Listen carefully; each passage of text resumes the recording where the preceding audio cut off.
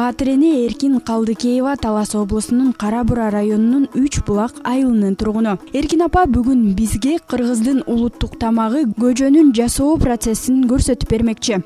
Көп көжө деп коет, эл ичинде чоң көжө деп коет. Жыл ажырат көжө дейт. Ал жыл ажырат деген эски жыл менен жаңы жылдын ортосун белгилеп турат да. Ушул балда элдин баары ошо илгеркилер чоң көжөнү баштачы. Чоң көжө деп. Будайды тазалап, сапырып тазалап, нодай алып сапырып тазалап алып анан ысык суу менен нымдайт. Шөлпүлөтпөйт, анан кургак кылбайт. Нымдап туруп анан кийин соккулайт, жанышканда мунун кабыктары бүт кетет.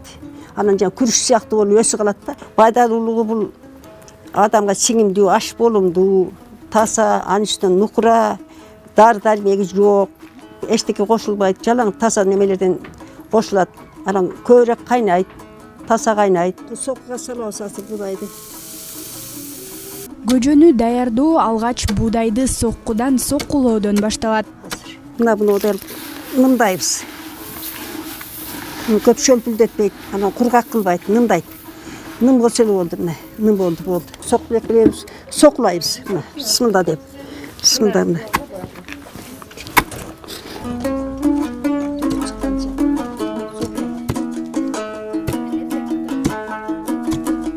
Аралаштырып, нымдап алыш керек да, кургак болсо жанчылып калат, суу болсо булчулдап калат. Нымдап, мына ным болду, азыр кабыгы чыгат. Таптасы болуп калды будай. Кабыгынын баары чыкты. Желдеткенден сапырабыз кайра. Сокубуз, бир соку деп коет. Бир соку жанчып койдук буюрса. Мына жерде битке шамалдатабыз. Азыр 5 мүнөттө шамалдайт.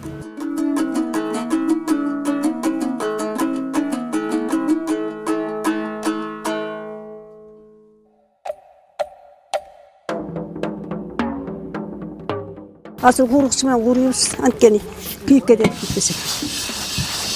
Мына курукчу менен куруйбуз. Бу деген тегиз болот. Тегиз кетет.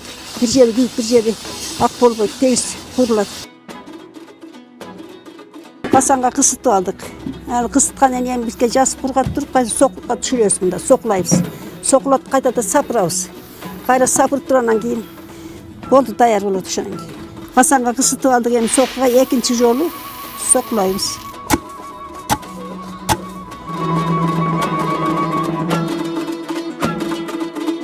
Будайды салабыз, бисмилла деп, бисмилла. Ата оста келаткан илгерки тамак дейт. Азыр эртең менен бул жарылып, даяр болуп калат.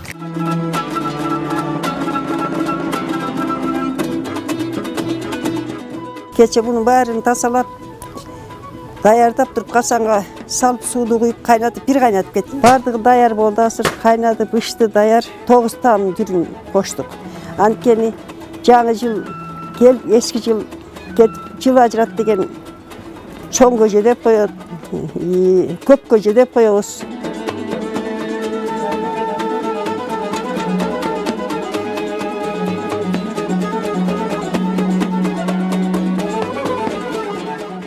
Майыз, пиязды курдук, сүрсүген эт, картошка, сабиз, пияз дегендей, туз, суу, сүсме кошулат, анан кийин ошентип бардык ушу 9 таам кошулду азыр берге.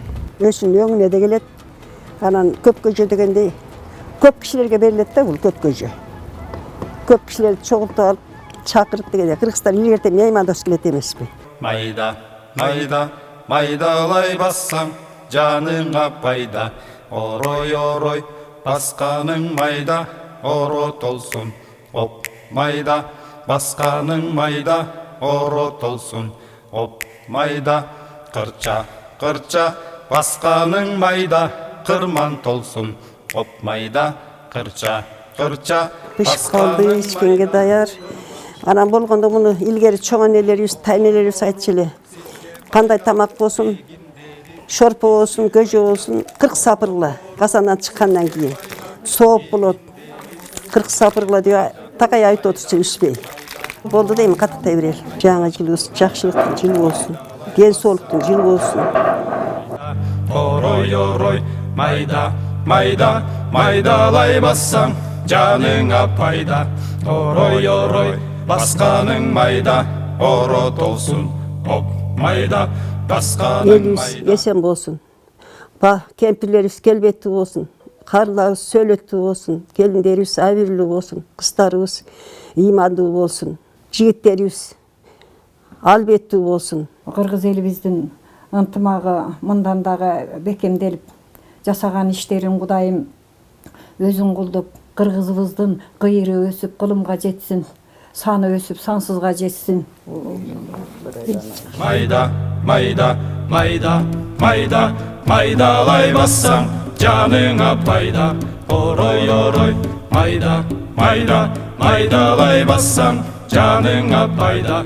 Орой, орой, басқаның майда, оро